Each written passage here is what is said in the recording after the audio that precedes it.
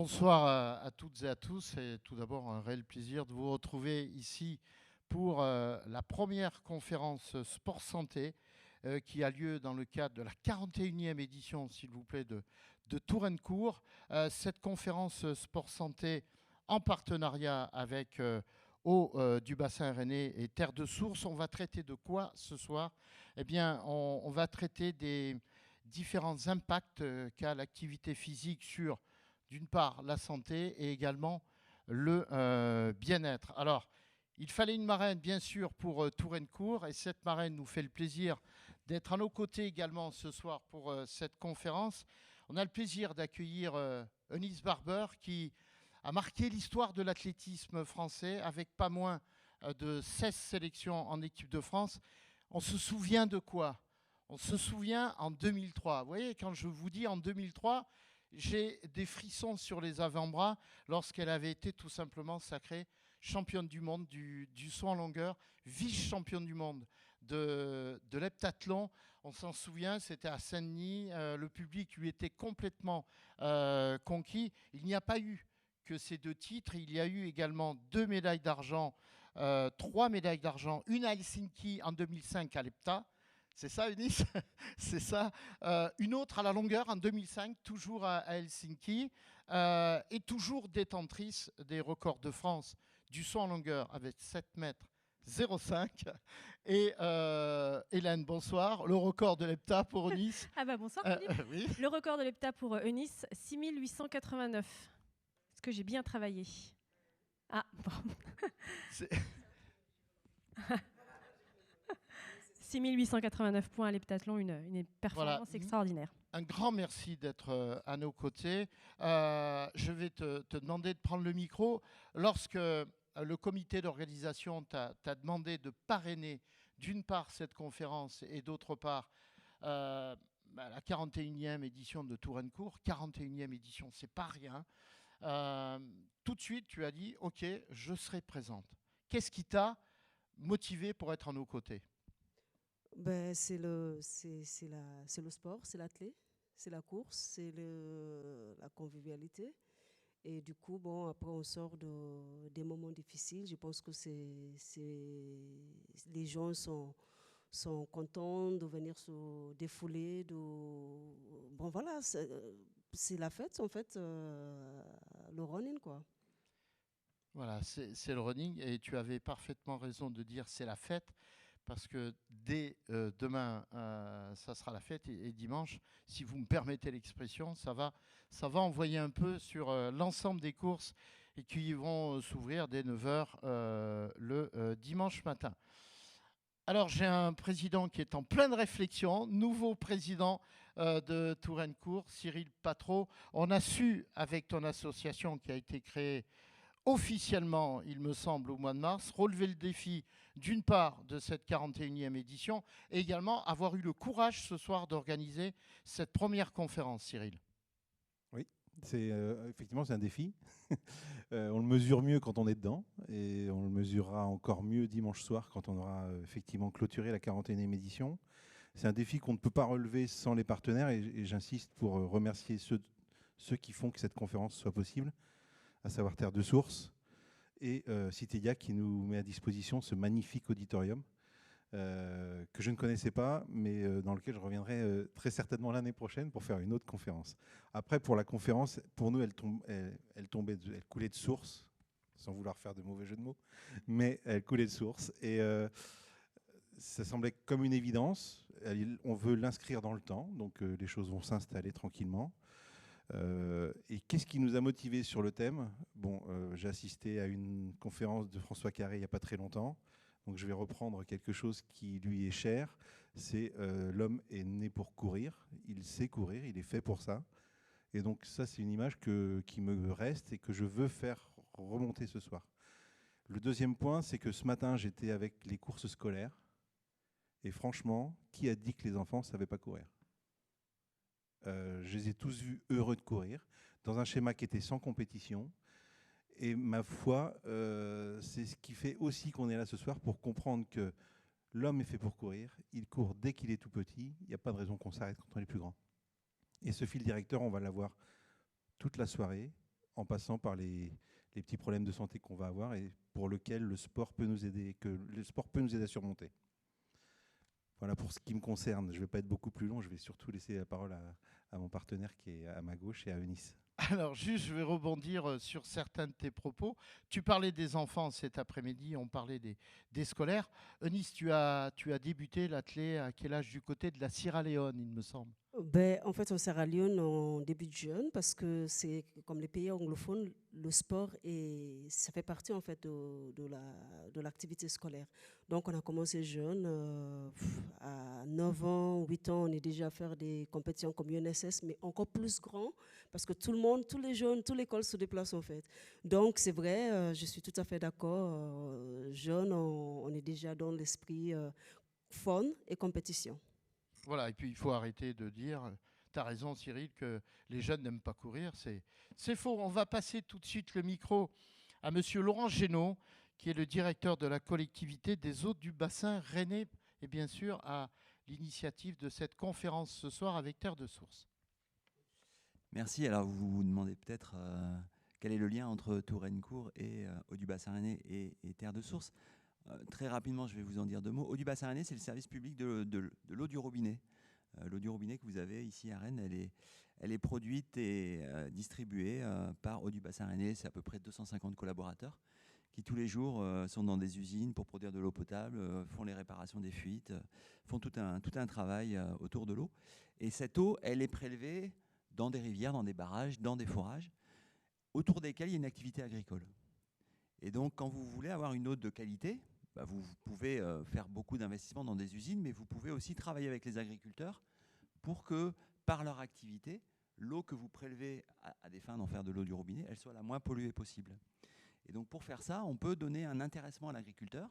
C'est de lui dire, si tu fais des efforts, si tu améliores tes pratiques agricoles, nous, on va t'aider à mieux gagner ta vie et on va t'aider à mieux vendre tes produits.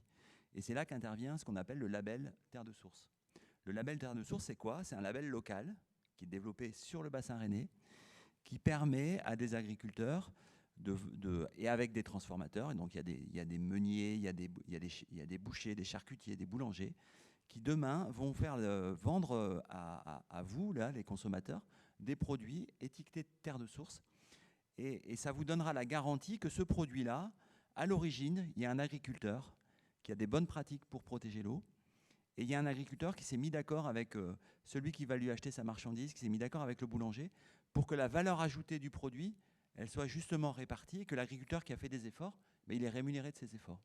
Et donc nous, à Eau du bassin rennais, ça nous intéresse de promouvoir le label Terre de Source, parce qu'en bout de course, on dépensera moins d'argent pour potabiliser l'eau, parce qu'elle sera de meilleure qualité au départ. Et donc, la vie, c'est quoi? La vie, c'est faire du sport, c'est boire de l'eau de bonne qualité, et c'est avoir une alimentation de bonne qualité, accessible à tous, parce que ça, on y tient. On ne veut pas que bien manger, ce soit le privilège de certains, en fait. Nous, on veut que le label Terre de Source, vous le trouviez dans les cantines où vos enfants se restaurent et qu'on le trouve dans des magasins de quartier accessibles à tous. On ne veut pas que ce soit uniquement ceux qui ont l'argent qui puissent acheter ces produits. Donc voilà, donc le projet qu'on porte à Eau du bassin rennais de Terre de Source, on trouve que ça rejoint beaucoup les valeurs de Touraine-Court. Une manifestation gratuite, populaire, accessible à tous, avec un esprit vraiment de convivialité. Et ça nous a paru tout à fait naturel d'être partenaire de cette soirée et partenaire dimanche des courses de jeunes l'après-midi. Et aussi, vous aurez l'occasion, ceux qui le souhaitent, de venir déguster des bonnes galettes saucisses Terre de Source après la course du matin. Donc voilà, on essaye de boucler et d'avoir un partenariat très cohérent autour de cette manifestation. Et on vous remercie, bien évidemment, l'association Crous et son président d'avoir sollicité Eau du bassin rennais pour être partenaire et Terre de Source. Bonne soirée. Merci monsieur Génaud. Ce qu'on peut retenir, si vous me le permettez, c'est qu'il y a un véritable, ça c'est important, un véritable engagement des agriculteurs aux côtés de Terre de Source. Donc ça, c'est le message, je pense qu'on sera amené à passer samedi et dimanche à l'occasion de la 41e édition de Touraine-Court. Je crois que Cyril Patro voulait rajouter. J'ai juste un mot. On a parlé des galettes de saucisses. Il y aura aussi de la bière. Mais Il ne faut pas le dire, c'est une surprise. Dire, voilà. Mais surtout, tous les coureurs qui vont arriver à l'arrivée auront aussi des pommes qui sont issues de terre de source. Voilà, merci beaucoup, mesdames, messieurs. Toi, tu restes avec nous en tant que marraine. Hélène, on va débuter cette conférence dans une poignée de secondes, il me semble. Ouais. On y va ? C'est à moi, je crois, non ? C'est à toi. Alors moi, donc, on m'a demandé de faire un peu l'introduction de la conférence en mettant un petit peu en définissant les termes du titre. Et pour ça, je me suis appuyée donc, sur ce qu'a produit Geneviève Cabagno, qui travaille ce soir dans l'ombre et qui est enseignante-chercheur en psychologie du sport à l'Université de Rennes 2 et qui donc a bien défini les termes de la conférence pour que nous soyons sûrs que nous parlons bien tous des mêmes choses. Donc, la conférence, le titre, c'est l'impact de l'activité physique sur la santé et le bien-être.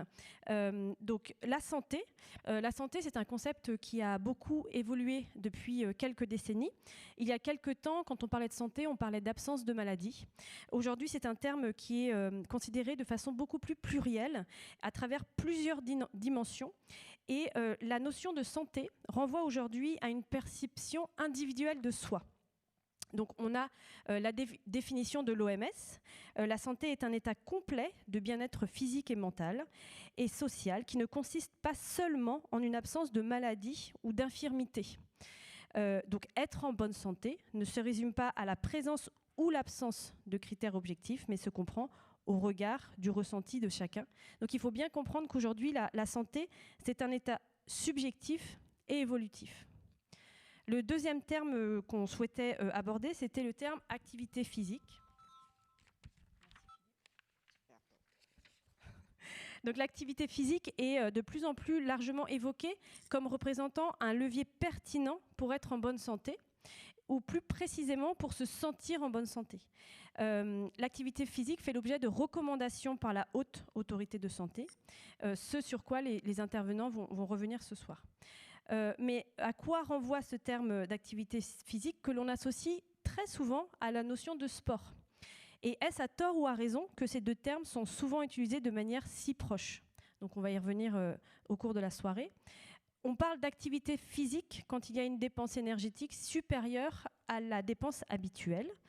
Et elle doit être quantifiée au regard de type d'activité, de l'intensité et de la durée de l'activité. Donc, pour parler d'activité physique, on parle aussi bien d'activité quotidienne, de ménage, de jardinage, de faire ses courses par exemple, mais aussi aux activités de loisirs. Et donc quand on parle d'activité sportive, il faut bien comprendre que l'activité sportive est une sous-catégorie de l'activité physique. Donc l'activité physique regroupe beaucoup plus que la seule activité sportive. Et enfin, on va parler de l'impact de l'activité physique sur la santé. Donc on va parler de l'impact sur les dimensions physiques de l'individu.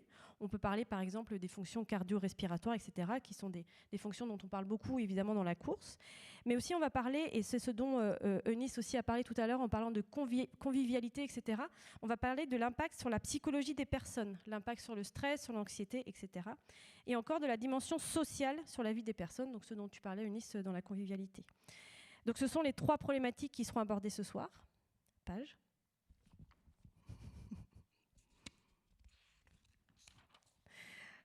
Et donc évidemment on va parler aussi des enjeux donc, de l'activité physique, les enjeux qui sont multiples, qui vont aller de la prévention primaire qui vise à diminuer l'incidence de la maladie dans une population et à en réduire les risques d'apparition, jusqu'à la prévention tertiaire pour diminuer la prévalence des incapacités chroniques ou récidives et réduire les complications consécutives à la maladie.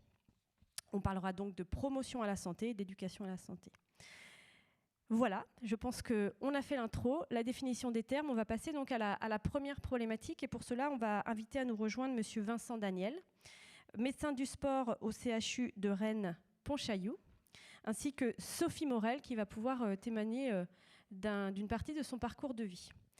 Donc la première problématique que nous allons aborder ce soir, c'est on parle aujourd'hui beaucoup des problèmes de sédentarité. Nous avons des injonctions à bouger, des recommandations pour la santé.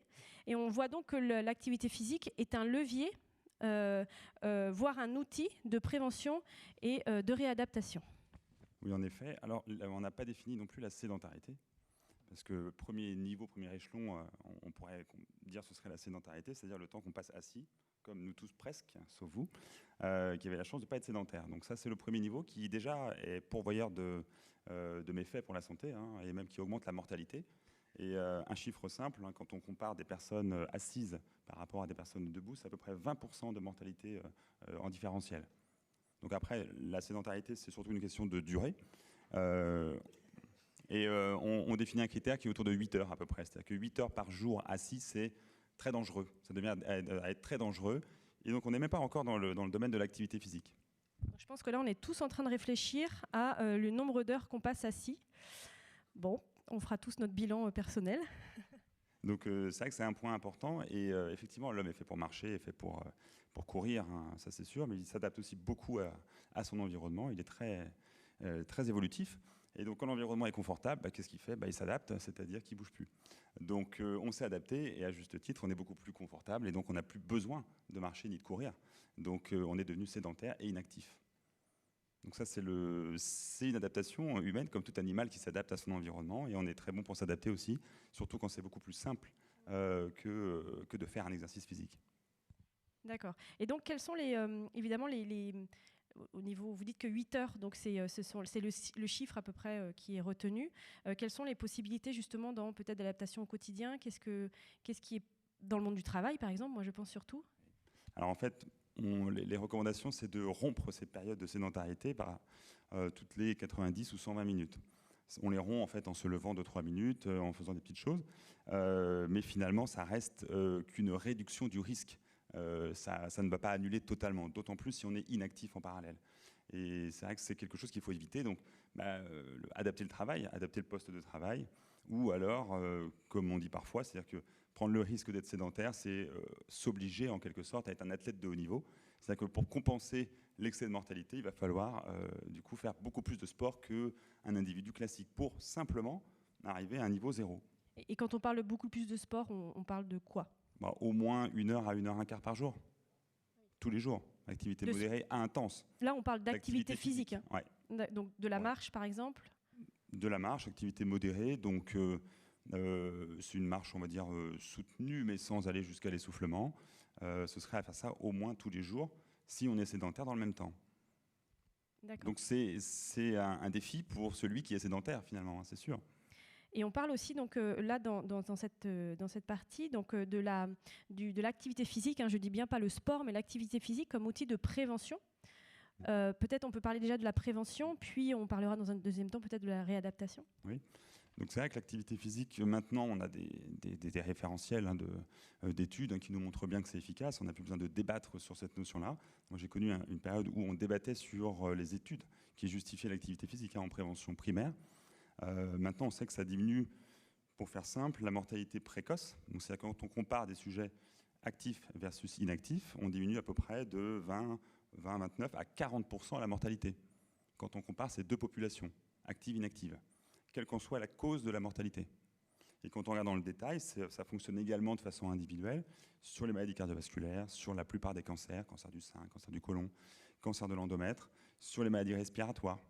Donc c'est quelque chose qui est valable à l'échelle globale et aussi sur chacune des maladies. D'accord. 40%, je ne pense pas qu'il y ait des médicaments plus efficaces. À ma connaissance. Oui, voilà, c'est ça qui est évidemment, on va mettre en parallèle aux médicaments, et c'est vrai qu'on se dit qu'on va y revenir dans le troisième thème de ce soir, mais c'est vrai qu'après, il y a un enjeu de public, hein, de politique publique. Au niveau de la réadaptation, parce que là, on parle de prévention, donc avant une éventuelle apparition de maladie, et on parle aussi de réadaptation, de la place du sport dans la réadaptation. Oui, alors c'est vrai qu'il n'est jamais trop tard. On conseille d'être actif toute sa vie. Hein. Les recommandations, pour en parler tout à l'heure, elles concernent l'enfant, même non marchand, jusqu'au sujet non marchand. Parce qu'en fait, on parle maintenant aussi de prévention quaternaire. Hein. C'est un niveau au-delà de la prévention tertiaire. C'est-à-dire éviter que, c'est des soins palliatifs, on pourrait le comparer comme ça, que la situation soit inconfortable en fin de vie. Donc les recommandations, elles touchent effectivement toute la population. C'est-à-dire qu'il n'y a personne qui peut dire « j'en ai pas besoin ». clairement. Et donc, maladie déclarée ou pas, donc une fois que la maladie est déclarée, effectivement, on pourrait se décourager et puis se dire, bah, c'est trop tard maintenant. Et pas du tout, parce qu'on sait que l'efficacité est quand même assez importante. Hein. On parle parfois de 20, 30, 40% de récidive en moins pour un cancer, une fois qu'il est déclaré, donc c'est quand même assez important. Dans les maladies cardiovasculaires aussi, on sait que c'est très efficace, avec des valeurs qui sont très importantes. Et là encore, on verra, mais il y a un seuil de réponse qui est très faible. C'est-à-dire qu'on n'est pas obligé d'en faire beaucoup pour que ce soit efficace. On parle de 15 minutes, mais on peut même parfois d'être 10 minutes par jour, et diminuer son risque. Et là encore, je pense que ce qui est important, c'est de rappeler qu'on parle d'activité physique. C'est-à-dire que j'imagine que certaines personnes imaginent du sport, quelque chose d'assez intensif, etc. Là, on parle d'activité modérée, mais régulière et sur un temps assez... Oui, c'est ça, vous l'avez dit tout à l'heure, c'est l'activité quotidienne. Donc on ne demande pas forcément que les gens s'inscrivent dans un club et en fassent en haut niveau tous les jours, mais simplement aient un mode de vie actif. Mais avoir un mode de vie actif quand on est sédentaire et inactif, c'est pas si simple. Il est souvent plus simple de s'inscrire dans un club, d'y aller une fois de temps en temps, au moins on est inscrit, que d'être actif tous les jours. Et c'est clairement un défi, parfois une utopie, hein, je ne vous cache pas, de penser qu'on peut convaincre tous, tout le monde en fait, et que ce soit les patients ou les personnes sans maladie, puisque les personnes sans maladie sont parfois plus réfractaires, en considérant comme elles ne sont pas malades, elles n'en ont pas besoin. La prévention primaire est très difficile. Quand on n'est pas malade, ce qui est tout à fait légitime, hein, on est tous à peu près pareil, on se dit ça sert à rien et on attend que ça arrive. Et on mesure moins les enjeux en fait. Après moi, là, ce que vous dites, je vois aussi par rapport à une vie active, la place qu'il faut réussir à donner à l'activité physique dans une vie quotidienne. Parce que moi, quand j'imagine une heure, on va dire peut-être une demi-heure, 3/4 d'heure par jour d'activité même modérée, c'est vrai qu'il faut organiser la journée aussi. Alors, il faut l'organiser, ça dépend pas, c'est pas à l'échelle individuelle, malheureusement, c'est compliqué de le faire tout seul. Il faut que l'environnement, on en reparlera tout à l'heure, soit adapté pour ça. Il faut qu'il y ait des contraintes qui nous obligent à être actifs. Et le bâton, en quelque sorte, ou la contrainte, qu'elle soit économique, qu'elle soit sociale, la pression sociale, par exemple. On voit maintenant la place du vélo, par exemple. Prendre sa voiture, c'est devenu pas tellement, on va dire, à la mode. C'est un levier, effectivement, comme un autre. Donc, on peut tous être actifs, clairement, quel que soit son travail, quelle que soit sa position familiale. La sédentarité, c'est parfois plus difficile, ça c'est sûr, mais l'activité physique, elle est accessible à tous. Par définition, on l'a dit, on est tous capables d'être actifs, et quelle que soit sa limitation fonctionnelle. Et ça, c'est important, puisqu'on peut, quasiment à toutes les pathologies, même des polypathologies, faire quelque chose. Donc je parlais de la prévention quaternaire, ça montre bien que même quand le mouvement est très limité, puisqu'en fait on parle de mouvement, hein, c'est clairement un mouvement, on a une efficacité même quand c'est ponctuel. Et ça, c'est important de le noter. Toute dépense énergétique est utile. Il ne faut jamais se décourager, quoi. Tout à fait. Il ne faut pas se décourager, si j'ai bien compris. 45 minutes à 1 heure par jour, mais on peut les découper. Oui. On peut faire 10 minutes le matin, 10 minutes entre midi et 2. On n'est pas obligé de complètement planifier ça en disant, là, attention, 5, 6... Non, en effet, et ça ne marche pas d'ailleurs comme ça, souvent. Ça ne marche pas, il faut que ce soit intégré à la vie quotidienne. C'est le seul moyen pour que ce soit régulier. Donc on peut être sportif de haut niveau, pour le coup c'est intégré à la vie quotidienne, donc forcément ça fait partie de sa dépense habituelle. Et quand on n'est pas sportif, eh bien, il faut trouver une solution, mais il y a toujours possibilité. Ouais. Merci beaucoup. On va faire intervenir maintenant Sophie Morel, qui donc va témoigner justement de l'importance de l'activité physique dans son quotidien à elle. Merci de m'avoir invitée. Donc c'est un petit peu particulier ce soir, parce que c'est vrai que d'habitude, quand je participe à des tables rondes sur le sport santé, c'est en tant que professionnelle. Mais là, c'est un peu particulier, voilà, c'est en tant que témoignante. Alors, effectivement, donc, en 2008, il m'est arrivé une grosse tuile, une grosse galère. On me dit que j'ai un cancer du sein.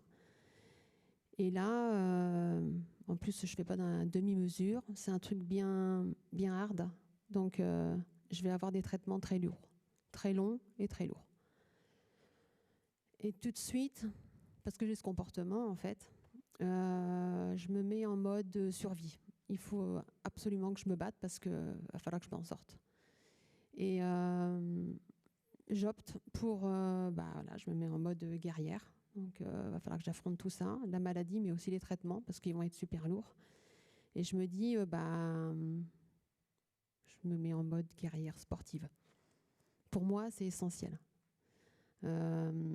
Alors, j'ai mon activité professionnelle qui fait que j'ai pu montrer dans mes activités de recherche que effectivement le sport, c'est bon pour la santé. Donc je me dis, tu peux pas faire autrement que tu ne peux pas ne pas faire de sport pour pouvoir affronter en fait les traitements. J'ai la chance que les médecins, les infirmières à Eugène Marquis m'adressent au service de médecine du sport et me disent il faut absolument, il y a voilà juste en face là, vous avez un service et vous allez pouvoir être pris en charge et ils vont vous aider. Donc c'est ce que j'ai fait.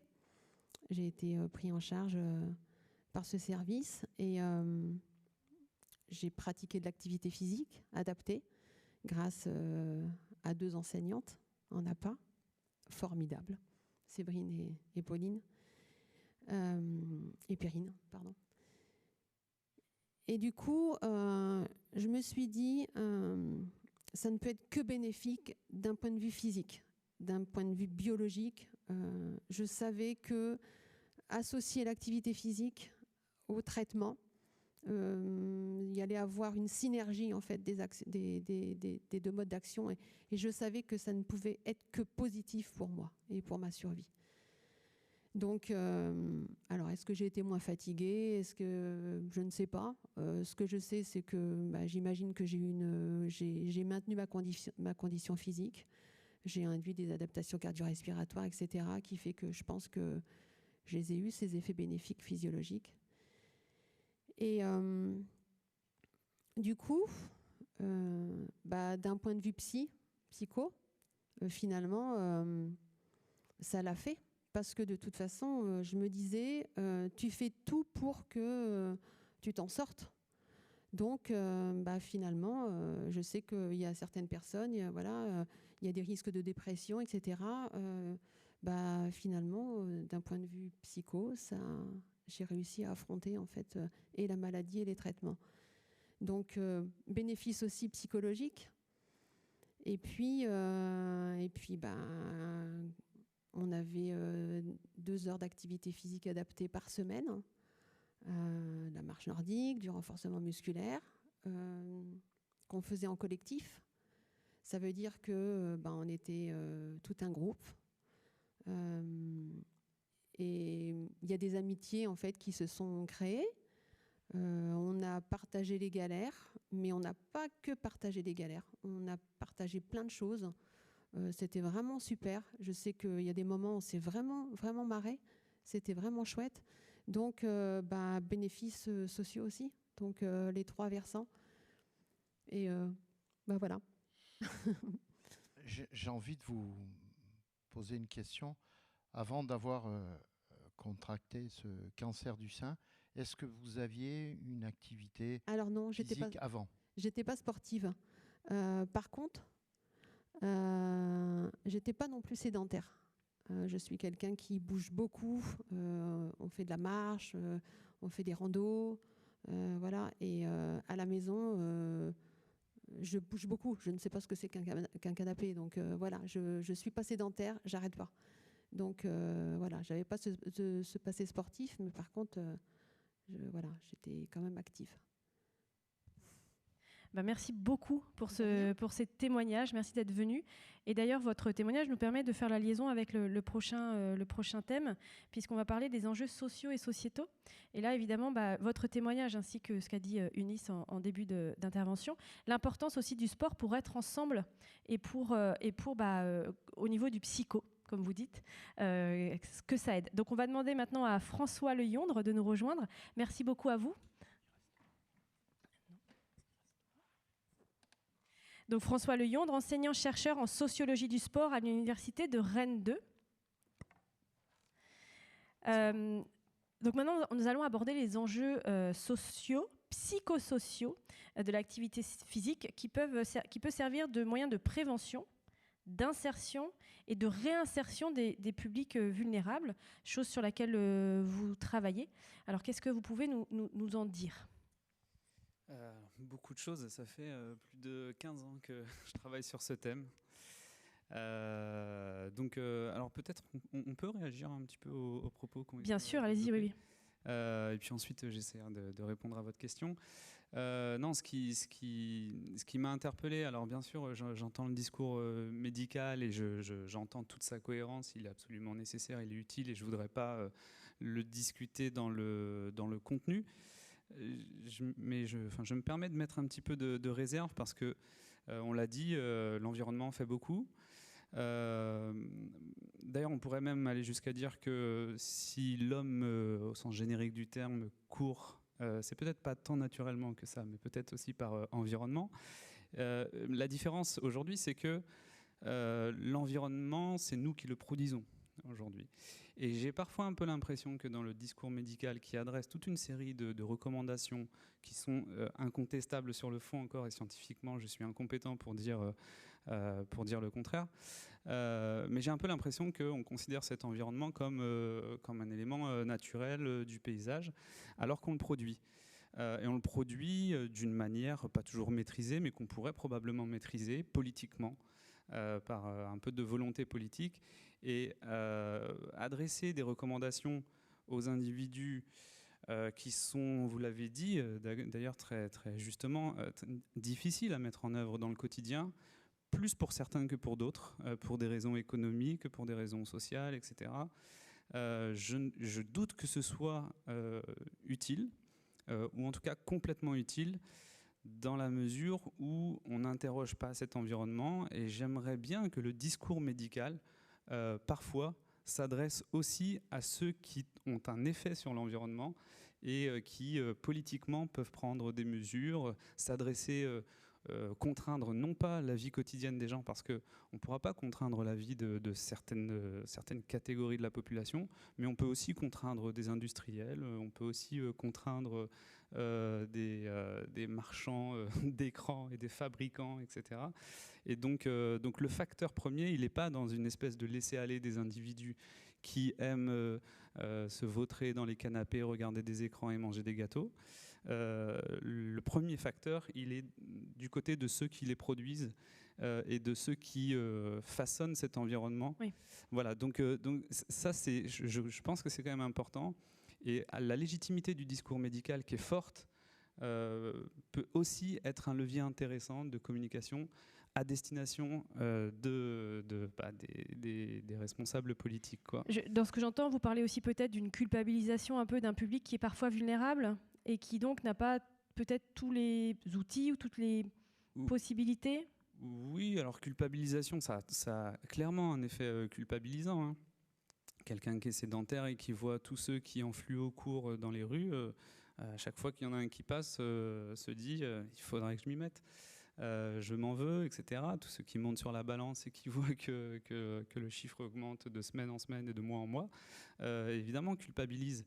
Bon, là encore, les discours très injonctifs, manger 5 fruits et légumes par jour, etc., sont incontestables scientifiquement. Et bien sûr, ça fera certainement du bien aux individus. Mais on a aussi des données scientifiques qui montrent que ceux qui souffrent de surpoids, d'obésité, sont pas dans les mêmes positions sociales que ceux qui n'en souffrent pas ou que ceux qui en souffrent moins. C'est donc il y a des déterminismes collectifs qui pèsent, et ces déterminismes-là, on peut au moins en partie les maîtriser quand on prend conscience que c'est d'abord l'environnement qui est le facteur premier. Donc voilà, on entend assez rarement les médecins enjoindre les politiques à prendre des décisions, à contraindre non pas la vie quotidienne des individus, mais celle de ceux qui gagnent beaucoup d'argent en plus. Voilà. D'accord. Bon, je voulais juste faire cette parenthèse. Bien sûr, parce oui. que sans vouloir être trop pessimiste, etc. Mais bon, c'est important de le dire. Pour répondre à votre question, donc oui, il existe beaucoup de dispositifs qu'on appelle d'une manière très variable d'inclusion sociale par le sport, d'insertion, d'intégration, de redynamisation, etc., ou de sociosport. Et donc, moi personnellement, mais pas seulement, on est toute une équipe au laboratoire Rennais, qui est le laboratoire VIPS, à l'UFR STAPS, là, de Rennes 2. On travaille sur ces dispositifs on travaille sur deux aspects. Bon, je vais peut-être plutôt répondre sur l'aspect que vous sollicitez, à savoir quels sont les effets donc, sur ces dispositifs. Ce qu'on remarque, c'est que dans les pratiques qui sont développées par des associations, des fédérations affinitaires, des professionnels, des éducateurs socio-sportifs, dans des contextes qui sont très variables et à destination de publics très variables aussi. Et donc là, on peut parler par exemple de chômeurs de longue durée, on peut parler de jeunes sous main de justice qui sont engagés dans des carrières délinquantes, on parle de migrants ou de mineurs non accompagnés, on parle de femmes ayant subi des violences conjugales, sexuelles parfois. Donc c'est très très variable. Et ce qu'on observe dans les pratiques professionnelles, c'est qu'il y a deux écueils. Alors il y a plein de choses très positives qui existent et je vais y revenir. Mais globalement, il y a deux écueils qui traversent un petit peu tout ce secteur pour le moment. À la fois, d'un côté, on a tendance à surestimer le sport dans sa portée d'accompagnement social, éducatif, etc. C'est-à-dire que d'un coup, on va associer le sport à l'intégration sociale, on va au retour vers l'emploi, on va l'utiliser pour traiter la question migratoire, etc. Bon, dans la réalité, si on regarde les choses un peu en face, pour régler la question de l'emploi, il faut de l'emploi. Pour régler la question du logement, il faut du logement. Et le sport ne permettra pas de régler ces problèmes-là. Donc on a tendance à se donner comme ça des objectifs un peu ambitieux. Et puis d'un autre côté, c'est un peu paradoxal, mais quand on observe les pratiques, c'est à la fois très ambitieux dans la définition des objectifs et en même temps, il y a une tendance à utiliser le sport comme un outil d'accompagnement sans vraiment le prendre au sérieux, comme un autre outil, c'est-à-dire en l'utilisant d'une manière très intuitive, spontanée, en se disant qu'on ne sait pas où ça va tomber, mais il y a quelque chose de positif qui va tomber à un moment, quelque part. Et donc il y a ces deux écueils un peu paradoxaux, et nous, on essaie à travers nos recherches de renseigner les professionnels sur le juste intermédiaire entre ces deux écueils, c'est-à-dire quelles sont les conditions finalement de pratiques qui vont déclencher certains processus qui, pour certains individus, mais pas tous, vont être favorables. Voilà. Alors je peux donner comme ça tout un tas d'exemples d'enquêtés, mais donc ça suppose des démarches d'enquête qui s'inscrivent dans le temps long, c'est-à-dire qu'on est sur une démarche dite longitudinale, on suit les gens, on fait des entretiens. Oui, une démarche scientifique, quoi. Une juste démarche empirique. Scientifique, oui, voilà, absolument. La sociologie, c'est bien de la science. Et donc on fait des entretiens, des observations. Alors on va relever comme ça des effets positifs, effectivement, parfois, mais sur des choses extrêmement précises. J'évoquais tout à l'heure les chômeurs de longue durée ou même les jeunes sous main de justice. Je donne un exemple très, très précis. Ce sont des publics, d'une manière différente, qui parfois, pas tous, mais parfois ont un problème ou une difficulté dans leur rapport au temps. Par exemple, un jeune sous main de justice, les éducateurs nous disent souvent, se couche très tard, se lève très tard, ont peu l'habitude d'être à l'heure à un rendez-vous, ont des difficultés à se projeter dans le temps long, par exemple. Oui. Juste pour qu'on soit clair, un jeune sous main de justice, c'est un jeune qui est en suivi, par exemple, judiciaire. C'est ça, c'est qui fait l'objet d'une mesure judiciaire suite à une ou plusieurs bêtises, plus ou moins graves, et donc qui est, disons, pris en charge par l'institution qu'on appelle la PJJ, la protection judiciaire de la jeunesse, et donc qui est suivi par des éducateurs et qui est parfois en résidence dans certaines structures. Donc je reviens sur cette difficulté qu'on a identifiée. Elle existe aussi différemment, mais chez les chômeurs de longue durée, qui subissent le temps long et le temps vide, et qui paradoxalement l'éprouvent comme une espèce d'accumulation d'énergie qui finit par être pesante, etc. Il raconte ça très bien. Et donc, voilà, on identifie ce genre de difficultés. Et parfois, dans l'observation longitudinale, on voit bien que certaines conditions de pratique, c'est-à-dire par exemple quand les dispositifs sont organisés de manière à ce que la pratique soit régulière, anticipable. Bon, je vous donne un exemple très précis. Alice, c'est un pseudonyme qui a 44 ans, qui participe à un programme et qui me dit très simplement, mais très justement, ce que j'aime bien, c'est que, alors c'est 2 fois par semaine, c'est le mardi après-midi et le jeudi après-midi pendant à peu près 6 mois. Et donc pour moi c'est un jour oui, un jour non. Je lui demande de m'expliquer. Le lundi c'est non, le mardi c'est oui, le mercredi c'est non, le jeudi c'est oui, le vendredi c'est non, le week-end ça compte pas, puisque le poids de l'identité de chômeur qui est perçu corporellement par l'accumulation d'énergie est moins fort par comparaison. Et donc elle a une espèce de stratégie mentale comme ça, et quand je lui demande d'expliquer et de m'expliquer en quoi ça lui fait du bien, elle me dit le lundi voilà, j'ai beaucoup d'énergie, et puis le mardi j'anticipe la pratique, et donc il y a de l'impatience. Ensuite le mardi soir, le mercredi matin, il y a de la fatigue, je récupère, etc. En fait elle me raconte ce que moi j'ai nommé dans mes travaux une espèce d'agenda corporel qui se reconstruit, c'est-à-dire une manière de vivre corporellement, sensiblement, un enchaînement de sensations corporelles inscrites dans le temps, anticipables, et qui se répètent et qui finit par reconstruire une espèce de routine comme on la vit tous, nous, dans nos vies quotidiennes. Donc là, on identifie par exemple une condition de pratique qui constitue un levier opportun en direction d'une difficulté très précise qui est le rapport au temps. Et donc des difficultés de cet ordre-là, elles sont très variables, elles sont même innombrables. Et donc on essaie comme ça de produire des données très, très fines. On est vraiment sur le grain fin des parcours de vie qui permettent aux professionnels de mobiliser ces leviers et de penser leur intervention par le sport en fonction des obstacles et des difficultés rencontrées par ce genre de public. Et là, effectivement, on observe des cas pour lesquels les effets sont très, très favorables et d'une manière plus ou moins durable, mais là aussi, ça dépend de certains leviers. Oui, et puis vous semblez nous parler de parcours qui sont très individualisés en fonction aussi des sensations et des réponses des personnes qui sont intégrées dans ces parcours. Donc c'est des programmes qui sont très individualisés en fait.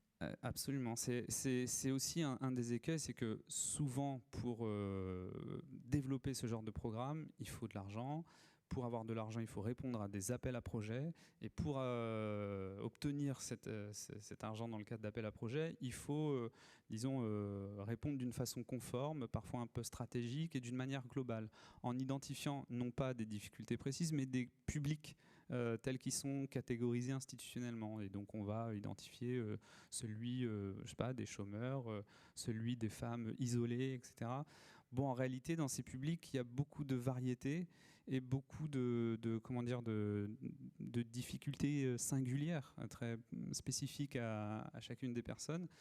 En fait, les associations, pour certaines en tout cas, savent très bien gérer cette difficulté en répondant stratégiquement et en mettant en œuvre de la manière la plus adaptée ensuite auprès des individus. Mais c'est vrai que ça nécessite inévitablement une démarche quasi individualisée à chaque fois et toujours adaptée à l'évolution de la personne. Donc c'est une vraie compétence professionnelle, à la fois dans l'anticipation, la conception, pour identifier les leviers qui seraient susceptibles de produire des effets, mais aussi dans l'observation de l'évolution de la personne pour adapter la proposition sportive. Oui, dans ce que vous décrivez, on comprend bien aussi ce que vous avez dit un petit peu au début, c'est-à-dire que c'est pas juste le sport pour le sport, on va se réunir, on va faire un peu de sport et puis tout le monde va aller mieux. C'est vraiment un suivi individualisé des personnes avec, dans ce qu'on entend aussi, je pense que c'est dans le cadre de la recherche, mais des verbalisations, des explications. Alors ça dépend, mais là on bute sur une autre dimension de ce secteur qu'on appelle le sociosport, qui est une dimension politique. C'est-à-dire que on peut très bien, disons, être un acteur associatif ou même institutionnel et considérer par exemple que le sport est un bien culturel auquel beaucoup d'individus ont accès, mais pas tous. Puisqu'il y a aussi, on l'a dit tout à l'heure, je l'ai entendu, un problème d'accès. Et pas simplement un accès pratique, mais de légitimité. C'est-à-dire il faut aussi se sentir légitime à pratiquer du sport. C'est-à-dire quand on est au chômage depuis des années, on se sent un peu parfois coupable aussi, non pas de ne pas faire du sport, mais de faire du sport. C'est-à-dire que s'autoriser à faire du sport, à y prendre du plaisir, à prendre du bon temps, un lundi matin, je vous reprends les propos d'un enquêté, dans les bois avec le vent de face un lundi matin, je me sens tellement con que c'est impossible de mettre en action mon corps, quoi. Parce que les gens sont censés travailler un lundi matin au mois de novembre.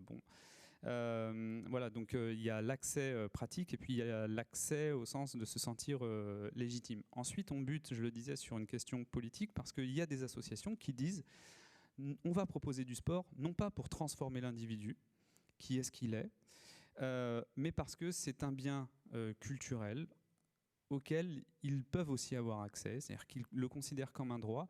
Et finalement, quand on va faire du sport, nous tous qui faisons du sport, on y va sans se donner des objectifs finalement très ambitieux. C'est-à-dire on ne va pas développer notre confiance en nous, développer notre lien social. Alors ça peut avoir cet effet-là, mais on n'y va pas d'une manière aussi encadrée et voilà, formalisée.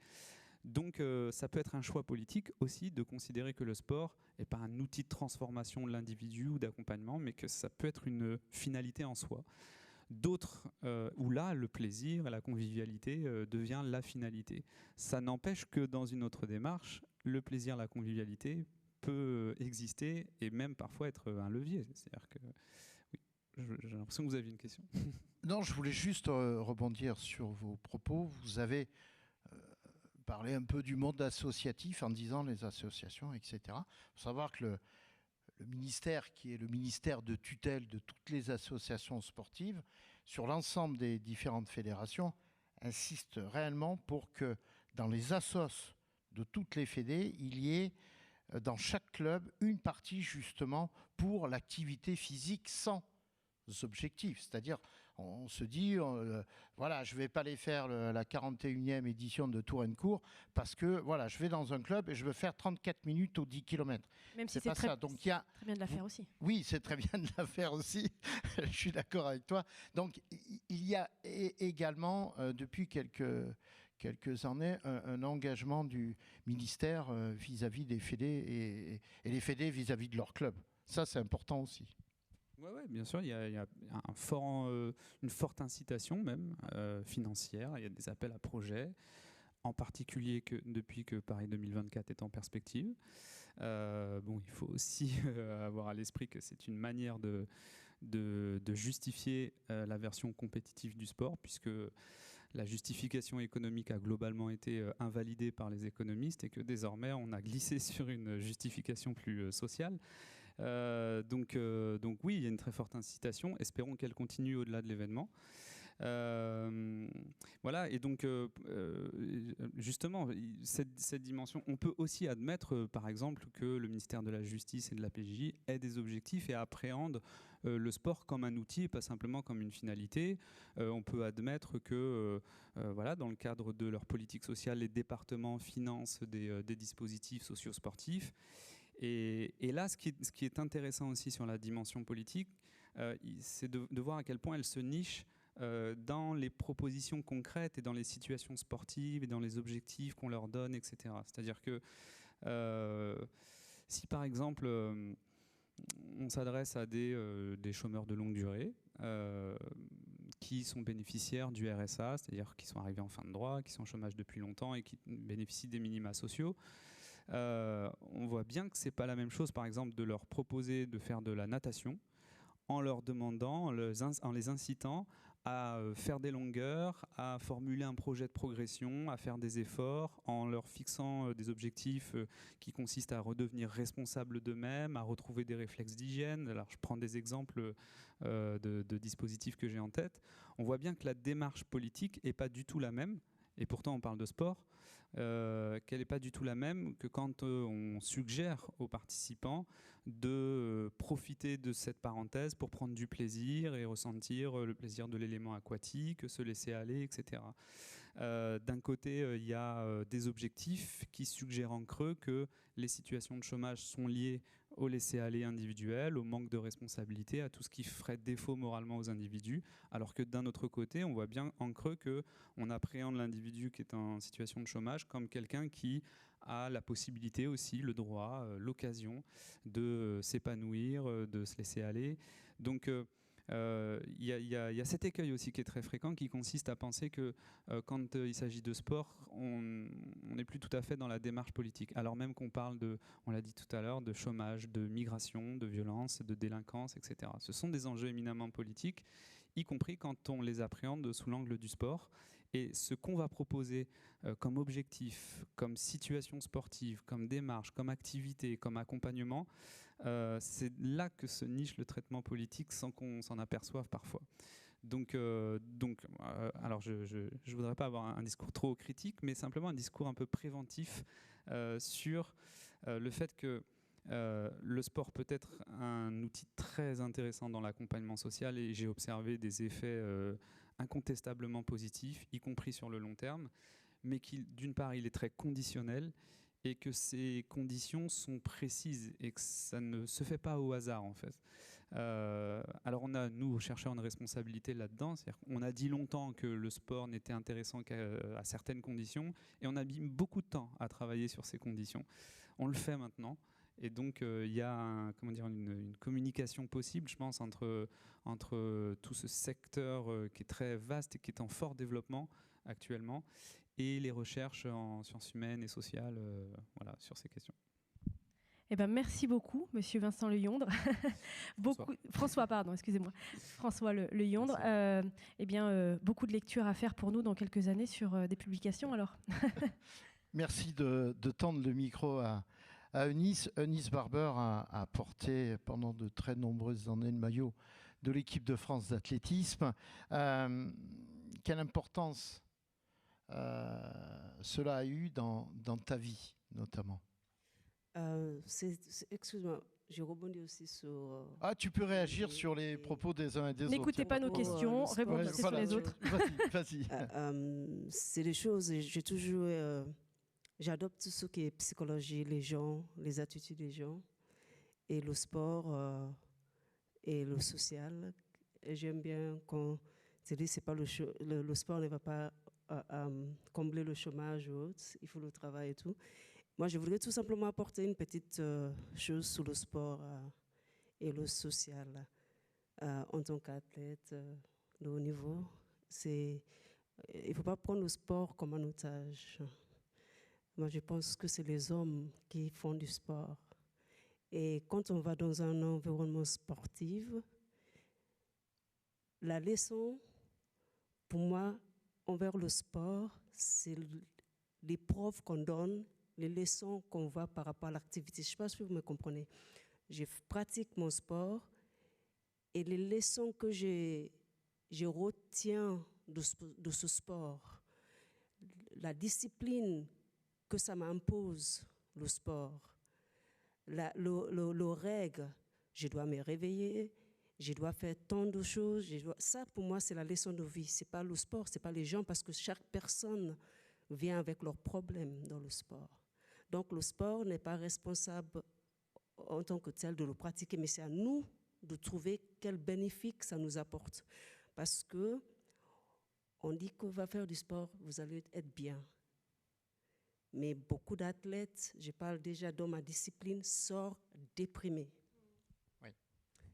Ils sortent parce que justement, les êtres humains qui sont des responsables sont mauvais. Ils n'ont pas été là quand on est blessé.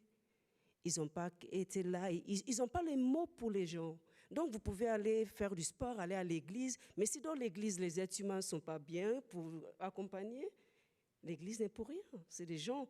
Donc, on peut faire toutes les études qu'on veut. Il faut que les gens comprennent que le sport ne va pas tomber. J'adore les leçons parce que je voulais faire la psychologie, mais j'ai fait du coaching mental parce que je me suis protégée beaucoup, justement parce que j'ai tout de suite compris que je suis dans un environnement où les gens, ils travaillent, ils sont déprimés aussi. Beaucoup viennent travailler. Mon coach, il a besoin de son salaire. Et c'est moi qui devrais être responsable pour que je ne me déprime pas non plus. Même si je me suis cassée un petit peu, beaucoup même. En gros, le sport n'est pas... Oui, ça c'est... Alors ça, on voulait en parler. Enfin, c'est vrai que ce serait toute une autre conférence. Le sport de haut niveau et la santé, ce serait une autre conférence. Oui. Voilà, le sport de haut niveau et la santé, bien sûr, elle est là, malgré tout, la santé, bien évidemment. La santé, ça c'est pareil en fait. Si on n'est pas formé, si on a des entraînements, on n'est pas freiné, on n'a pas une certaine éducation pour... Moi, se préserver. J'ai soulevé des charges de 300 kilos. j'ai soulevé des charges. Il y a des athlètes, des femmes, 400 kilos, on est des abdos, on est le matin, on fait nos pompes. Et après, j'ai fini avec un tassement de vertèbres. Ouais. J'arrivais même pas à respirer. À la fin de ma carrière, c'était très difficile. Bon, Cyril, tu as ton thème pour la conférence de l'année prochaine. Il faudra réinviter Eunice en témoignage. Donc, ce qu'on entend aussi, c'est que tu dis aussi que le sport, pour revenir un petit peu aussi, le sport n'est pas une baguette magique. C'est-à-dire que le sport, il peut servir à beaucoup de choses différentes s'il est travaillé sous différents angles en fonction du public. Du public, des personnes. C'est ce que j'ai compris. Bon, pas super. Bon, voilà. Donc, bon, pour revenir, parce que après, je suis passionnée en fait, tout ce qui est social, sport, et le sport, et il y a des autres. Bon, voilà. La Fédé, en fait, oui, la Fédé, qu'est-ce que c'était passé pour moi? C'est comme tout, j'étais à la Fédé, j'ai rencontré des hommes, parce que comme j'ai dit, la Fédé, c'est des hommes. On s'entend, certains, bon voilà, j'avais mon personnalité. Et j'ai toujours cherché en fait l'homme, les personnes avec qui... La rencontre humaine. La rencontre humaine. On le trouve, des fois, on le trouve pas. Et après, on avance. L'essentiel, c'est de protéger. Mais j'ai eu des bonnes rencontres. Après, j'ai eu des personnes qu'on a... Bon, voilà, et peut-être ils n'ont pas su comprendre. Mais bon, je pense que les jeunes... la Fédé, c'est un passage.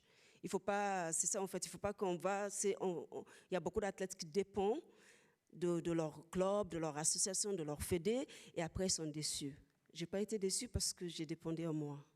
Oui, je sais que tu n'as pas été déçue. Aujourd'hui, tu as une pratique, tu as une activité physique quotidienne ou hebdomadaire. Oui, je suis coach physique. J'ai arrêté un petit peu parce que j'avais terriblement mal au dos. Et je commence à me sortir un petit peu et je vais reprendre. Sinon, avant, oui, quand j'ai arrêté ma carrière, avant d'avoir ma fille, je faisais 3 heures par semaine parce que je pense que le pratique sport, c'est au-delà d'athlète de haut niveau. Je pense que c'est amusant. Je pratique différemment. J'ai compris le bien-être derrière, après ma carrière, parce que je me suis remis en question, j'ai essayé de comprendre qu'est-ce que j'ai fait. J'ai eu la chance d'entrer aux États-Unis et comparer et avoir une certaine recul. Donc, j'ai compris la progression de sport, ce que j'ai dû faire et autres. Aujourd'hui, je suis coach. J'aimerais bien transmettre ça aussi aux jeunes, mais j'ai pris notre regard envers le sport, qui est le bien-être progressif, parce que quand j'ai eu des personnes qui disent je vais coacher avec une ici, viens, oui, elle va nous faire travailler, elle va nous faire travailler. J'ai dit non. On va aller progressivement. Donc, je voudrais le plaisir de faire des activités et que c'est ton corps qui sent que je peux aller au-delà. C'est pas moi, avec mon esprit, qui va bouger mon corps pour aller plus vite. C'est un besoin. Voilà. C'est un besoin, c'est évident. Créer le besoin, le corps demande. Merci beaucoup pour votre intervention, François Leyon, donc enseignant-chercheur en sociologie du sport à l'université Rennes 2. On va attaquer donc la troisième et la dernière thématique de ce soir. Donc, comme on disait, on a fait des constats à travers les 2 premières interventions, mais une fois que les constats sont faits, c'est justement comment s'adresser à la population. Comment sensibiliser la population à la pratique sportive, comment faire évoluer les mentalités, justement, c'est ce dont on parlait, à travers les politiques publiques. Et pour cela, on va appeler Monsieur Frédéric Petter, vice-président de course et directeur de la Ligue de Bretagne du sport universitaire, ainsi que Madame Sophie Chat, médecin du sport auprès de la DRAGES étant la délégation régionale académique à la jeunesse, à l'engagement et au sport. Alors, on va peut-être commencer par Monsieur Petter. Alors, je vous laisse prendre un micro. Ah oui, il y a un micro sur la table si vous le souhaitez. Alors, peut-être à travers la situation du sport en France, quel état des lieux par rapport peut-être à d'autres pays d'Europe, où en est-on ? Alors, les chiffres varient. Je pense qu'au niveau européen, on a, et Sophie en parlera aussi peut-être, au niveau européen, si on considère exclusivement les chiffres, on se retrouve dans une bonne an mal an, dans une moyenne convenable en termes de pratique, en termes d'engagement.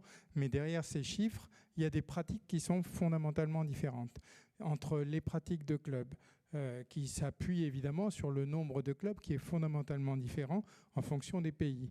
Entre les pratiques hors club, entre les pratiques, on parlait tout à l'heure d'activité physique et non plus de sport, et je pense que là, cette différence-là, elle est fondamentale.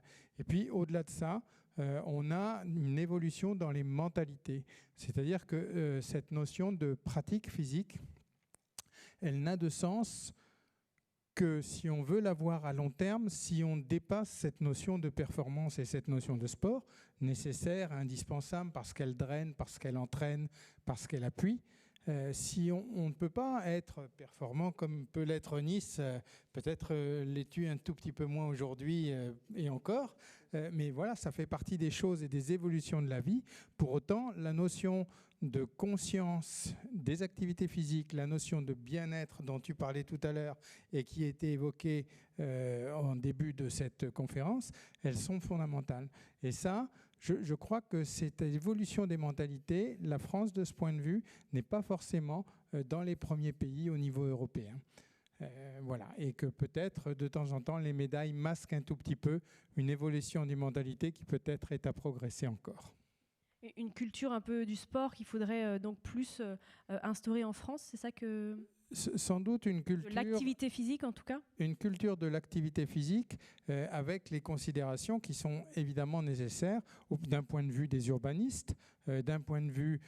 on parlait des politiques tout à l'heure, mais les politiques et les urbanismes et les gens qui travaillent là-dessus, s'ils commencent à intégrer ces modalités, alors peut-être qu'on aura, de manière contrainte sans doute, une évolution aussi des fonctionnements de chacun d'entre nous. Et puis cette notion de comment dire, de référence par rapport au corps parfait, je crois qu'il faut s'en séparer rapidement. Et c'est pas parce que j'ai vieilli et peut-être pris un peu de poids que je tiens ce discours-là. En tout cas, ça me rassure, mais c'est pas exclusivement pour ça. Voilà, je crois que c'est la santé, hein, c'est pas le bien-être et cette notion de santé sont vraiment des enjeux publics. Et là-dessus, Sophie a certainement des éclairages beaucoup plus précis que les miens. Alors, Madame Sophie Chaac, on va peut-être écouter justement sur ce sujet. Donc voilà, justement, donc, l'enjeu d'une culture française un petit peu plus de la santé, du bien-être, plutôt que de parler de sport et de performance.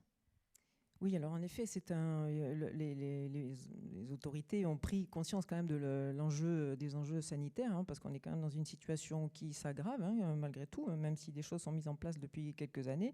On est dans une pandémie de sédentarité et d'inactivité physique qui font que les chiffres de mortalité par maladie cardiovasculaires, etc., non transmissibles, explosent. Donc il y a une stratégie nationale sport-santé qui est mise en place, qui avait été pas mal impulsée par Valérie Fournéron en 2013, avec un premier plan national sport-santé et bien-être, décliné en région sous forme de plan régional sport-santé. Et puis il y a eu, alors au début on visait vraiment les gens qui étaient porteurs de maladies chroniques, en se disant on va commencer par le public qui est malade.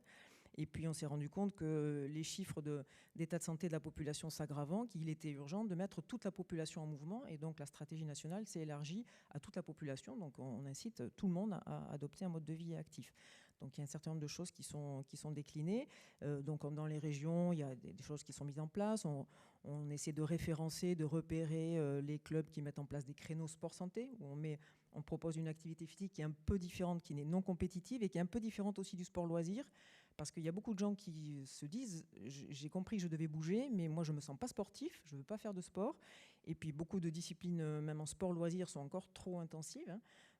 Si on vous dit basket loisir ou du tennis loisir, vous n'allez pas faire de compétition, mais ça peut être assez intensif sur un terrain, dans un coin, sans accompagnement. Donc ces créneaux sport-santé sont encadrés par des gens qui ont une formation sport-santé, de manière à ce qu'on soit sûr qu'ils aient l'empathie nécessaire, parce qu'on l'a tous dit, hein, les gens ont besoin d'être d'abord pris en charge avec leur capacité physique du moment, et donc il faut absolument que l'éducateur sportif puisse les prendre en charge en ayant connaissance de ce que les pratiquants peuvent faire, et puis en ayant ce souci de bienveillance, d'empathie, de manière à adapter le contenu des séances aux gens qui sont en face, en sachant mettre en place des programmes, les évaluer, etc. Donc on est dans quelque chose justement de très bienveillant à l'écoute, et ce qui nous fait sortir du schéma classique sportif. Donc on a quand même pas mal d'éducateurs sportifs qui vont vers ça maintenant. Les fédérations mettent presque toutes en place des formations sport-santé. Il y a à peu près au moins 50 fédérations qui mettent en place un programme sport-santé, des formations dédiées. Malgré tout, il y en a certaines qui sont encore très réfractaires, pour qui, on parlait du monde sportif. Le monde sportif, même si on l'incite à développer du sport-santé, il y a quelques disciplines, et des fois, juste parce que la région ou le comité départemental a cette optique-là, reste encore très axé sur la compétition et sur le résultat, sur la performance. Donc il faut quand même un peu batailler pour faire passer ce message-là. Malgré tout, ça progresse, mais on se rend compte que ça a quand même encore du mal à convaincre à la fois le grand public. Le grand public est encore assez étanche, la question de la mobilité, de la nécessité de se mettre en mouvement régulièrement, tous les jours. Et alors les chiffres, effectivement, le nombre de licenciés, qu'est-ce que ça veut dire? Quelqu'un qui va faire 1 heure de sport dans sa semaine, s'il reste assis, s'il est ultra sédentaire et qui ne fait pas ses 30 minutes d'activité modérée par jour, il se contente de faire 1 heure de basket ou de judo le mardi et que le reste du temps il est dans son canapé, ça ne sert à rien. Donc on a des enquêtes de l'INJEP, etc., qui nous dit tant de gens ont fait de l'activité physique au moins 1 fois dans l'année. Qu'est-ce que ça veut dire? Voilà, combien de gens font 30 minutes d'activité modérée par jour, on le sait. Combien n'en font pas? C'est 40%, presque 50% des femmes et 25% des hommes. Donc ça, c'est ces chiffres-là qui nous font peur plutôt. Moi, si vous me le permettez, vous avez parlé des clubs, des assos, et surtout la mise en place justement du sport, de l'activité physique au sein des clubs. C'est pas facile pour les clubs. C'est pas facile pour les clubs aujourd'hui parce que vous avez parlé de formation. Donc, dans un club, on ne va pas être formé comme ça. Donc, c'est la mise en place de formation. Et aujourd'hui, dans les clubs, dans n'importe quel fédé, il n'y a pas encore la matière qui est présente pour accueillir ces personnes qui veulent simplement pratiquer 2 fois 1 heure par semaine. Ça, c'est compliqué. Et vous aviez raison de le préciser, ça arrive petit à petit. Ça ne fait pas 10 ans que ça a débuté, les premières formations 5-6 ans, donc ça arrive progressivement dans les clubs. Et puis, à un moment donné, le nerf de la guerre, vous le connaissez, ces gens-là, ils n'interviennent pas gratuitement, ils sont professionnels, ils ont un brevet d'État, et ce n'est pas toujours simple de les accueillir dans les clubs.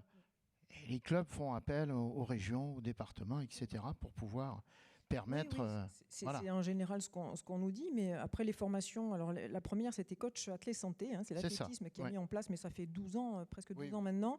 Malgré tout, il n'y a pas tant que ça d'éducateurs sportifs qui sont formés. Et après, le modèle économique, il est celui aussi qu'on arrive à produire. C'est-à-dire qu'on voit bien qu'il y a maintenant plus de gens qui pratiquent hors fédération, sans licence, qu'en pratique libre que dans les fédérations. Ça veut dire que ces gens-là, ils ne trouvent pas de réponse dans les clubs. Donc ça veut dire que si on propose quelque chose de nouveau dans les clubs, on va faire venir de nouveaux adhérents. Donc le modèle économique, il est à construire. Si un club décide de créer 1 ou 2 créneaux de sport santé, ils vont voir. Moi, j'en connais quelques-uns dans les environs. Quand ça marche bien, les médecins percutent immédiatement et ils ont compris qu'ils pouvaient en confiance envoyer leurs patients.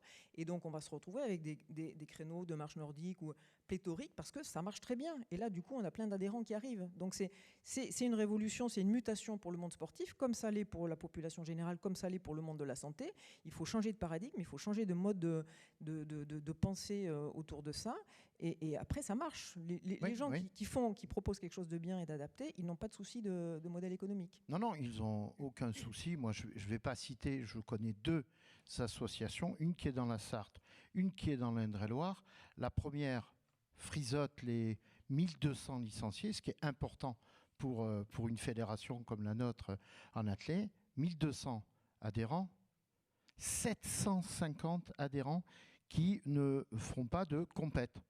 Voilà, qui adhèrent simplement et qui vont faire des pratiques. En Indre-et-Loire, j'ai un club qui a 600 licenciés, 400. Donc ça, c'est... Et le modèle économique est là. Il n'y a aucun problème. Ils s'en sortent. L'association du Mans a 12 salariés. Et tout va bien.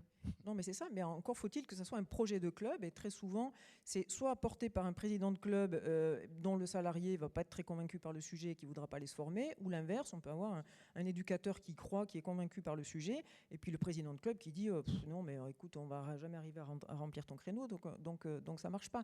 Donc il faut vraiment que ça soit quelque chose d'assimilé par tout le monde et que ce soit une ambition. à l'échelon d'un club, mais à l'échelon d'une collectivité territoriale. François Leyon disait tout à l'heure que c'est un sujet général. Le sport santé, c'est un sujet complètement transversal, qui est interministériel, qui traite du plan vélo, du plan obésité, du plan cancer, etc. C'est l'affaire de tous. C'est l'affaire de l'école, c'est l'affaire des familles, c'est l'affaire de l'urbanisme. Voilà, comment on peut facilement se promener à pied, se déplacer en vélo, comment on peut laisser des enfants dans la rue jouer comme on faisait nous il y a 30 ou 40 ans, faire du patin à roulettes ou on voit des articles maintenant qui disent où sont passés les enfants des rues et sur le concept d'enfants indoor, d'enfants d'intérieur, parce que le confinement a complètement aggravé le truc. Les enfants sont hyper protégés, on ne veut plus les laisser sortir tout seuls, et peut-être des fois juste raison, il y a des quartiers où on ne peut pas le faire, des zones hyper centrales en ville où on ne peut pas le faire. Est-ce qu'il ne faut pas réfléchir à, plutôt que construire des grands stades ou des grands gymnases qui coûtent très cher, plutôt des petits préaux ou des espaces verts qui peut-être seraient surveillés pour qu'on puisse laisser les enfants faire tout seuls du patin à roulettes ou du... Oui, encore une fois, on parle d'activité physique du quotidien, quoi. Oui. Je crois qu'il y a Eunice qui voulait... Tiens, Eunice, prends un micro, s'il te plaît. En même temps, il y a une économie qui se développe aussi, le sport, comment on appelle ça, le sport connecté, l'e-sport ou le sport. What is it, quand on joue avec les... En ligne, le e-sport. En ligne, les sports en ligne avec les jeunes.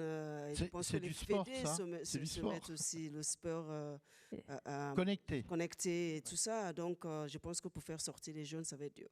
Le problème, c'est les... Ça me fait penser à ce qu'il dit pour la télé.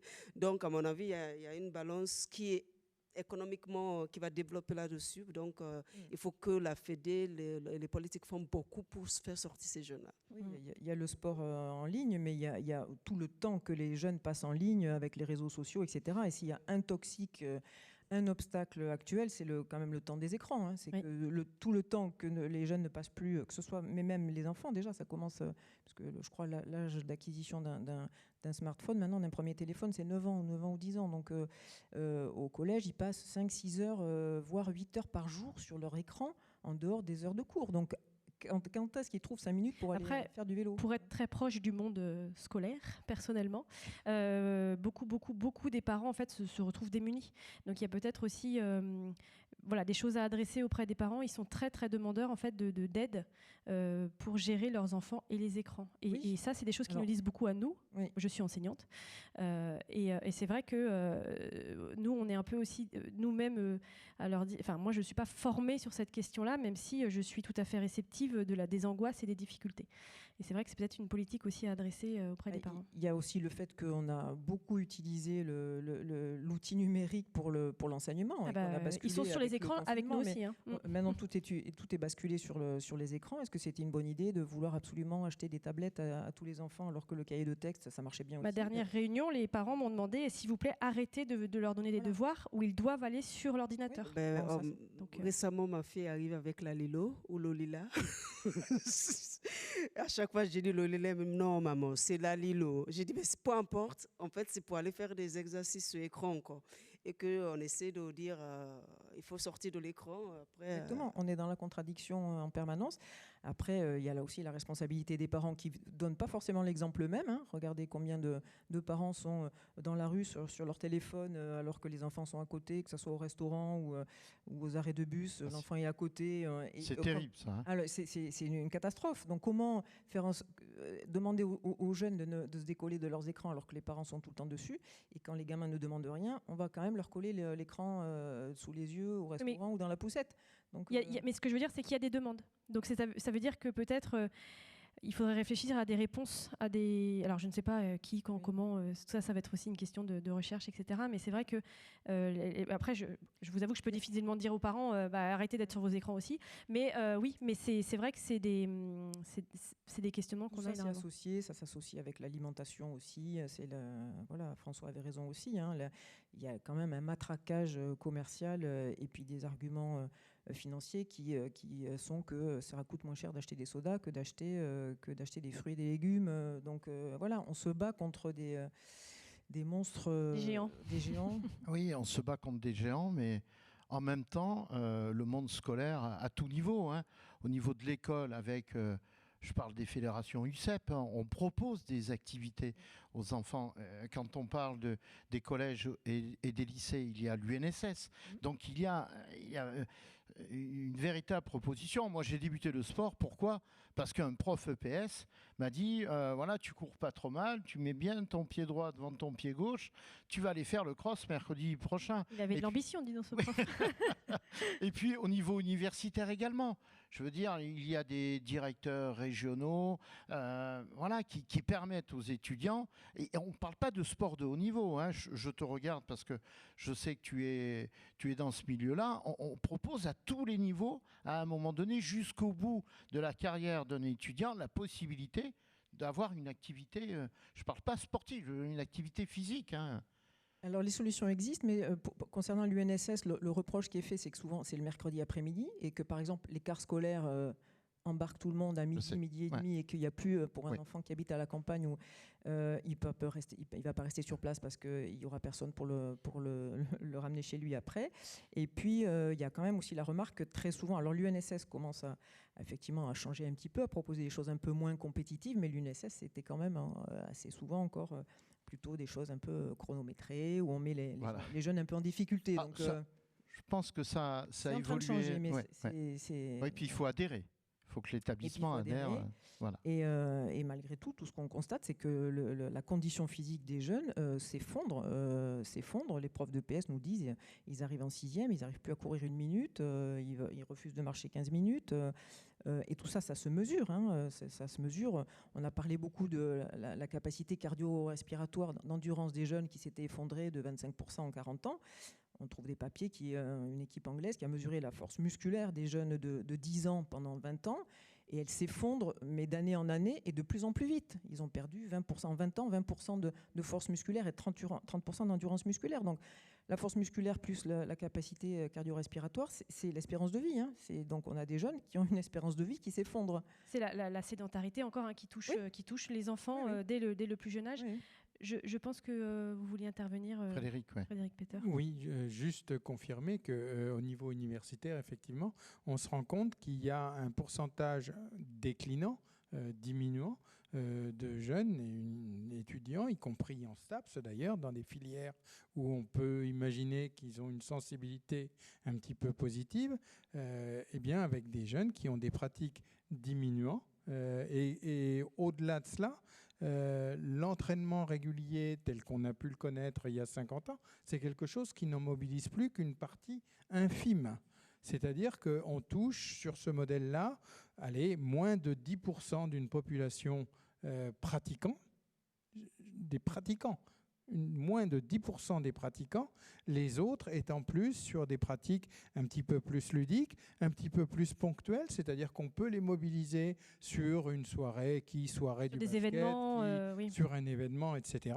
Mais pour ce qui participe d'une certaine manière de la régularité, et je pense qu'on va croiser les difficultés des pratiques quotidiennes, de la régularité et de l'investissement personnel au quotidien, du plaisir que l'on prend dans ces activités physiques, eh bien, je crois qu'il y a un décalage aujourd'hui contre lequel on est bien en difficulté pour trouver des réponses. Merci beaucoup. C'est dommage, on conclut sur quelque chose de... Mais bon, ça veut dire qu'il y a plein de choses formidables à chercher, à réfléchir. Et donc, on va sortir de cette conférence avec la tête pleine d'idées et de réflexions, Philippe. Voilà, s'il y a des questions à poser à l'un ou l'autre des intervenants de ce soir, n'hésitez pas. Je suis prêt à vous tendre le micro. Une question ? Oui.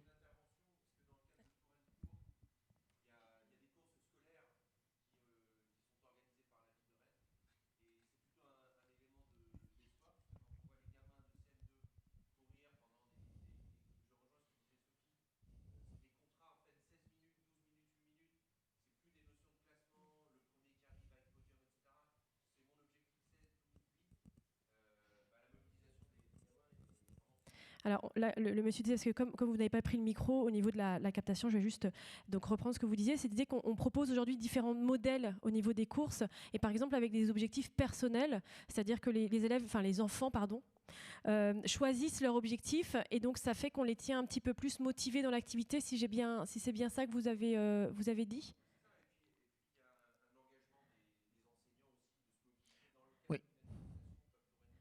Voilà, donc vous évoquez l'idée aussi que ce qu'on disait, on peut changer de paradigme et donc d'aller récupérer un petit peu des pratiquants en changeant un petit peu des objectifs, en étant moins dans la performance, mais plus dans des objectifs individuels. Si j'ai bien repris ce que vous disiez, dans le cadre d'ailleurs de choses qui ont été organisées dans Touraine-Court aujourd'hui, si j'ai bien compris. Voilà, et on est plus dans ce que tu disais, Frédéric, dans le côté événement, parce que ça reste un événement important que d'avoir les enfants sur Touraine-Court. Donc, pas d'autres réactions, questions? Il ne faut pas avoir peur du micro. Hein. Non. Parce que comme ça, tout le monde vous entend, même dans la captation. Ok, eh bien on va demander à Cyril Patron, Monsieur le Président, de bien vouloir venir à nos côtés pour clôturer cette première conférence santé-sport. Cyril qui arrive presque en courant. Eunice va rester avec nous. Notre marraine va rester aux côtés de. Je pense que Cyril, depuis quelques jours, n'est pas du tout dans la sédentarité. Je crois pas. On est peut-être dans l'autre côté du prisme. Oui, il faudrait que j'organise Touraine-Court toute l'année, en fait. Ce serait pas... En plus, je pense que Cyril me disait qu'il a du mal un peu à dormir parce qu'il a quelques problématiques d'organisation à régler. Donc, les nuits sont courtes. Sur un événement comme ça, c'est inévitable, surtout pour une première. Donc. Bon, on en rencontre tous les jours, on a des soucis avec les dossards, enfin plein de petites choses qui viennent nous perturber, qui perturbent mes nuits, mais qui ne perturbent pas ma non-sédentarité justement depuis 2 jours. En tout cas, moi j'avais juste un mot à dire pour clôturer, c'est waouh! Tout ce qu'on a entendu là, on a atteint l'objectif qu'on s'était donné nous ce soir, c'est-à-dire d'ouvrir un sujet extrêmement large, pour toucher un maximum de sujets, un maximum de personnes qui se sentent à un moment ou à un autre touchées par ce qui a été dit. Notre objectif, c'est de refermer dans les prochaines années sur des thèmes beaucoup plus... et on en a évoqué quelques-uns, hein, on a parlé du sport de haut niveau, mais l'urbanisme, l'environnement qui est un impact fort, évidemment le purement médical, tout ça, on pourra y revenir de façon beaucoup plus précise sur d'autres années. J'ai déjà une idée pour l'année prochaine, mais elle est complètement déconnectée à ça, puisque l'année prochaine, juste en aparté, l'année prochaine, c'est la dernière année avant les Jeux Olympiques de 2024. Ah, il y a les Jeux, c'est ça, en 24. Voilà, et donc forcément, il y aura sans doute un lien avec les Jeux. Mais voilà, on a vraiment fait le tour de ce qu'est ma vie, en fait. J'ai eu l'impression d'entendre à chaque moment ce qu'est ma vie. Ça a commencé par ma fille qui m'a dit à l'oreille dans 10 ans, je suis morte parce que je suis 8 heures par jour assise à l'école. Donc voilà, Monsieur Daniel, je vous envoie ma fille tout de suite pour qu'elle puisse... Donc voilà, ça a commencé par ça. Et puis après, toutes les problématiques que je rencontre en club, puisque je suis président, et j'ai été très touché par ce que j'ai entendu de Sophie Chat, notamment la problématique du modèle économique qui, en tant que président, me touche directement. C'est pas les envies qui manquent, donc on construit effectivement tranquillement, on va y venir sur le sport santé, mais c'est quelque chose qui... Il faut trouver le président qui a envie et puis la personne qui effectivement... ça y est, je pense avoir trouvé cette personne, donc on va y aller. Donc voilà. Et évidemment, l'intervention de Nice m'a scotché, je pense que ça a scotché du monde dans la salle, mais c'était magnifique. Donc moi, j'ai passé une soirée exceptionnelle, dans le sens où j'ai l'impression que Touraine-Court n'a pas vocation à régler les problèmes. On n'a pas vocation à dire ça y est, vous allez devenir courir. Et c'est un des risques d'ailleurs, d'inviter les gens gratuitement à courir, d'avoir des gens qui ne sont pas en forme venir courir. Mais si on peut, par cette conférence qui vient faire la virgule avec l'ensemble de l'événement, faire changer cet esprit et faire prendre conscience à certains que la sédentarité est dangereuse, que bouger est utile, on aura un peu contribué à la santé de tous. Et pour conclure, je ne sais pas si j'aurai la parole, mais je voudrais quand même remercier évidemment tous les intervenants. On avait un plateau quand même fabuleux. Et puis ceux qui ont organisé, alors elle est cachée un peu derrière, elle va m'en vouloir de parler d'elle, mais elle a monté la soirée. C'est Geneviève Cabagno qui fait partie aussi de l'université Rennes 2 et qui nous a monté un programme que je trouve génial. Voilà. Merci. Merci beaucoup.